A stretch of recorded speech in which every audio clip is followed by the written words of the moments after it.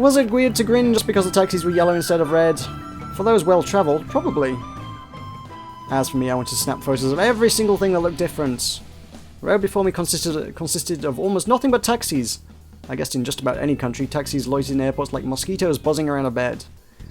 The pigeon count here was sure high. Some perched on those trees planted along the road, others scavenged the footpaths for scraps. A limousine drove into the scene with its white bonnet glistening under the morning sunlight. As the crowd gathered around the vehicle, I joined in to see what was up as well. After flashing its indicators, the limo steered into the taxi lane, taking up 2 car spaces with its long frame. The taxi behind it gave one long honk, followed by a series of short beeps. Uh-oh. The limousine and taxi drivers climbed out of their vehicles and stomped up to one another. I gulped as if I was the one getting into a fight. The limo driver dug a hand into his suit pocket and pulled out a stack of $100 notes. With a flick of a wrist, he slapped these notes right across the cab driver's face. Ha! As if a man's pride could be sold this easily. Come on, taxi man, time to fight back and make us common folk proud. Thank you, my good sir. Have a pleasant day, the taxi driver said. With a bow, he took the money and crawled back into his car. Rich comes 1, everyone else 0. I guess I should be trying to do like Australian accents for all these guys. I don't know. Can I do an Australian accent justice? G'day, mate. Having a shrimp on the barbie and tying a kangaroo down, sport. I don't know if I can keep that up. It's not a sustainable accent. No, it's gone already. I've lost it. No. unless we're literally talking the stereotypes, I can't maintain that accent. So yeah, g'days, shrimps on barbies, and tying kangaroos down, sport is the limit to my Australian. I can also say Australian. Which I believe is Strian for Straya. Or something like that. I don't know. All of my Australian followers now just unsubscribed. If I have any. I wonder if I have any. Say hi, people who are in Australia. I'm talking about you. Light rays peered through the automatic doors next to me. Shielding my brows with one hand, I spun and saw Excelia walking out with a guard on each side. She exited the plane first, so I thought she was long gone. Maybe she went to the loo or something. I guess celebrities needed to relieve themselves too. Excelia's sparkles explained why the place had suddenly turned so bright. Her shoes crossed each other as she pranced along like a model. The 2 guards shoved each other as they fought over the right to open the limousine door for Excelia. They had the same face, so I thought they would respect one another, but nope. Are they actually copy-pasted? Other than the hair, you know. Have they literally just copy-pasted the guard artwork? I think they have. Yep. Yay, taking shortcuts in artwork. They are literally the same guy, except for the hair.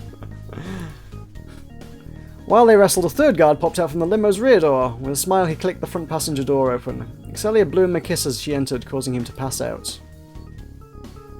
The limousine driver came out to close the door for Excelia before returning to his car. I guess shutting her door was too bothersome for our goddess here.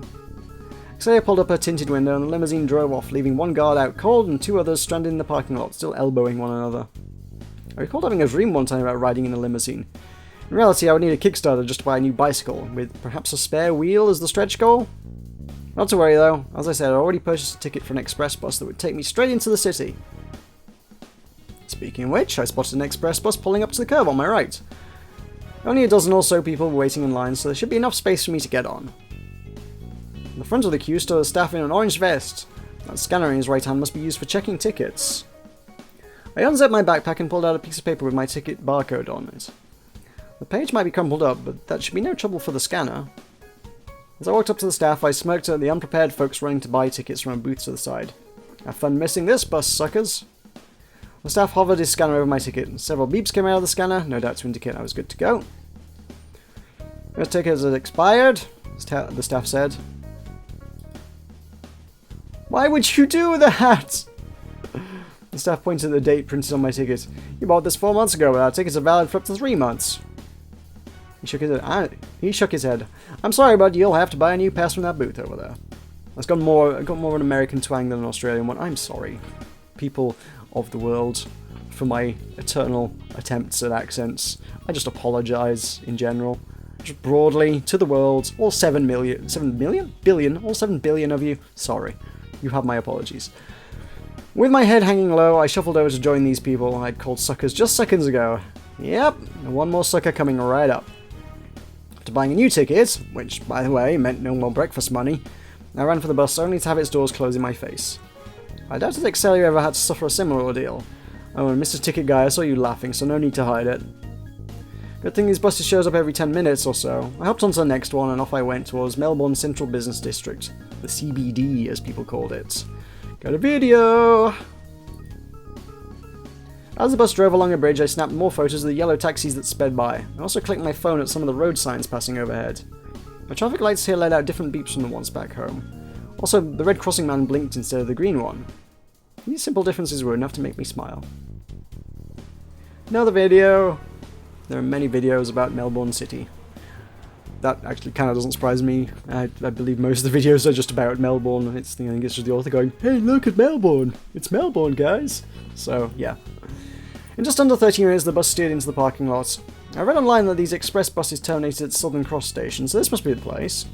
Indeed, as the bus came to a stop, the driver said something like, Welcome to Southern Cross Station! His voice sounded muffled as my ears were still ringing from the flight earlier.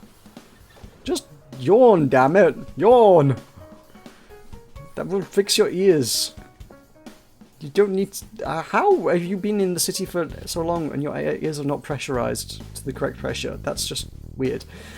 The front door folded open, with only a backpack to carry. I managed to worm my way out before anyone else. This dimly lit parking lot smelled a little too dusty for my taste. I can imagine some horror movies being filmed in here. Sunlight peeked in through a pair of automatic doors ahead. Oh, that must be the way out then. Either that or Excelia just happened to be standing outside lighting up the place as she always did. After adjusting my backpack straps, I left this bus terminal behind and stepped out onto the city streets. A pair of trams drove past me either side. After one was a box-shaped model that looked quite ancient. The tram to my right, by comparison, looked like it came from the future. Those green and yellow carriages appeared spotless as if they'd arrived fresh off the factory. Oh, they got the green. Oh yeah, that's the futuristic one. It looks very. I was gonna say that green and yellow makes it look more old-fashioned than the other one did, actually. That kind of color scheme, like it just kind of looks like it's a relic of the 80s or something.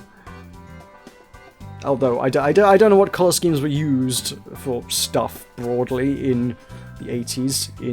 Yeah, I was going to say, like, yeah, look, that one looks like it comes from the future. And yeah, she's like, oh yeah, green and yellow one is the fancy future one. That's not the trams that look fancy and fresh in the images. Green and yellow carriages appeared spotless as if they'd arrived fresh off the factory. Printed along the middle carriages were the words, "Your next generation tram." I'd seen photos of these trams online, but seeing them in real life brought me a whole new level of excitement. Hopefully I'd have a chance to ride one before the trip ended. Oh, I wonder if these are actually based on real ones then. Because, ta-da, video. I'm guessing the author of this kind of must have took a trip to Melbourne, and a lot of this must presumably be fairly based in actual factoid reality.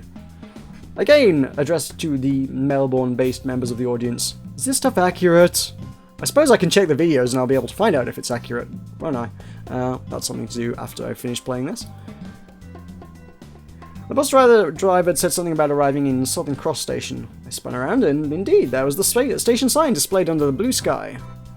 The station's roof took on a wavy pattern reminding me of the ocean waves, all those graphs I never quite figured out in math class. I walked to the other side of the road. I should be able to get a better view of the station. I skipped up to a crossing and pressed the button on the lamppost. As I waited for the light to turn green, I noticed a dozen blue bicycles lined up by the curb before me. The word Melbourne was printed in white along each of their frames. There was a machine of some sort sitting next to each bike too. I guess these were rentable bicycles? It's another foreign concept that fascinated me. Yeah, it's like a Boris Bikes in London. Yay, go Boris Johnson. He's so strange. I'm guessing Melbourne must indeed have some manner of Boris Bike analogue, which will be fully explained in video formats. But not right now. The green walking man appeared and I checked both sides when I crossed the road. Didn't she just say that the green and red ones were like backwards in Melbourne or something? I thought she said that, didn't she? It was like, oh, the green men are actually red here. What? But now she says green. I don't know. Green walking man appeared and I checked both sides while I crossed the road, just in case trams follow different rules or something. I had no idea how those trams and cars managed to navigate around one another on the same road. Then again, this might be why I never got myself a driver's license. I hear that. I can astonishingly relate to Vinti on so many levels. This hitting home for me. This hitting home on a great many scores. I gotta say. After reaching the footpath out opposite, I pulled out my phone to snap a photo of Southern Cross Station. Please look after me, Melbourne, for I've just become an official tourist. Time to take out the hand-drawn map I left in my backpack. See, I came prepared. I sketched the city's layout just in case my phone died, the internet died, or, knowing my luck, both. This map might be a bit crumpled from the flight, but for a 2-day trip it should do the trick. I felt like a pirate hunting for treasure. I'm pretty sure you could find a tourist map from somewhere for free. Those are the sort of things you can get. Not only did I put together a map, I'd also planned out a schedule to ensure no time went wasted. I traced a finger along the route to my first destination, Hosier Lane. For an artist like me, there was no better place to kick off this trip. Hosier Lane was an alley that showcased artwork sprayed by local street artists. Legally approved ones, just to clarify. Melbourne seemed to respect the sweat and tears of artists. Maybe if I sold my calligraphies on the streets here, I'd have better luck than I did back home. To celebrate Excelia's event tomorrow, I heard Hosier Lane now featured works from local calligraphers. Hopefully stopping by for a visit might bring me some inspiration. I arrived at the galley and, well, calligraphies had indeed been painted across the brick wall before me. However, they all looked smudged like makeup ruined by tears. Intriguing artworks. A lot of anime going on. Does Melbourne just like spray paint anime all over its walls? If so, that would be kind of cool. Maybe that would be explained in the video that we're not going to watch right now. I guess the works had to be wiped for the next set of artists, but they could have at least waited until after Excelia's show ended tomorrow. My works never received any attention, and I felt pleased that the calligraphers here suffered the same treatment. I loathed this part of me, the part that yearned to lure everyone into my abyss. Excelia, on the other hand, had soared too high for me to bring her down. With her works shown in museums across the globe, she had no need to fight for space in an alley like this. In fact, one clap of her hands and she could probably buy this entire lane. Just pocket change, as she would probably say. Oh, I right-clicked, sorry. Successful people like to set up tents on the mountain peak, leaving no room for new climbers to fit.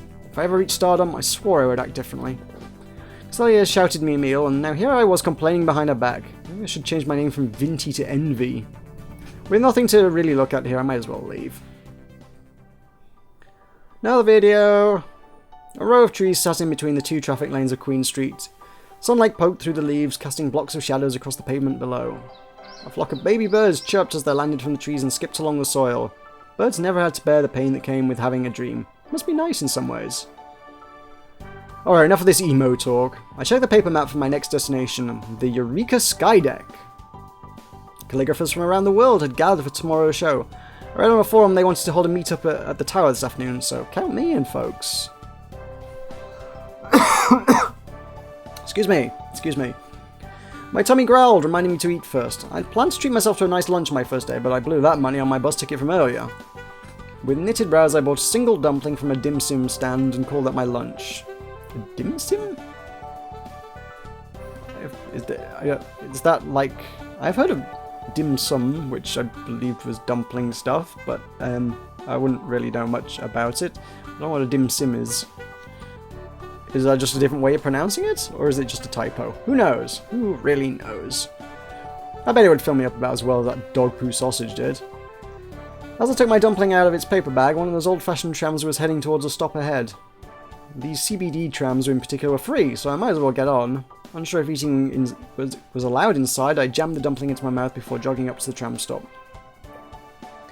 Rather than parking directly next to the stand, the tram stopped in the middle of the street. I thought the engine might have broken down or something. Passengers were already starting to get off, though. Did I have to cross the road to hop on? With nobody else in the queue, I had no reference at all. The train driver waved at me to get on. After glancing left and right for cars, I sprinted up the tram and jumped on. This must be the standard way of boarding here. It made sense considering trams had no way of detaching from its track to park by the curb. Silly me. Another video. I took a seat by the window, and as the tram resumed its course, a male voice came through the speakers. Next stop is Spencer Street. Step off here for Southern Cross Station. I ran a finger across the dust-speckled windowsill to my right. The carriage appeared as if it was made of wood and gave off the scent of an ancient library too. I approved of this retro feel. For your safety, please take a seat or hold on, because trams sometimes have to stop suddenly in traffic. The tour guide continued to speak. The recording reminded me to try and enjoy this trip. No sense letting this calligraphy thing gnaw at me all day when Melbourne had so many different sights to offer. I pulled the paper map out of my backpack to give it another read. This CBD tram circled around the city, and the Eureka Skydeck sat just outside its route. I should get off at a nearby stop and leg it from there. After such a big lunch, I could use the walk anyway. You can purchase a Mikey from one of hundreds of retail outlets, the announcer spoke on, but it was time for me to get off. What's a Mikey? I don't know what a Mikey is. The tram stopped, once again leaving space between its doors and the footpath. I checked both sides for cars before hopping off. The locals must be used to this, but I felt like a bit like that frog in, well, Frogger. Following my map's directions, I stepped onto the bridge located ahead. This wide bridge allowed both cars and trams to drive across it. 2 lanes of trams, in fact. Another video. A lot of bicycles were swerving past me left and right. When I glanced down, I found a bicycle symbol painted underfoot, meaning I must have stumbled into the bike lane by mistake. Feeling like a foolish tourist, I darted out of the bicycle area and back onto the footpath. The cyclist beamed at me as he rode past, even though he had every right to feel annoyed. Under the bridge sat a river that glittered under the afternoon sun. The Yarra River, according to my research. I pulled out my phone to snap a photo before strolling across the bridge. Another video. I should probably stop pointing those out because there are just so many of them.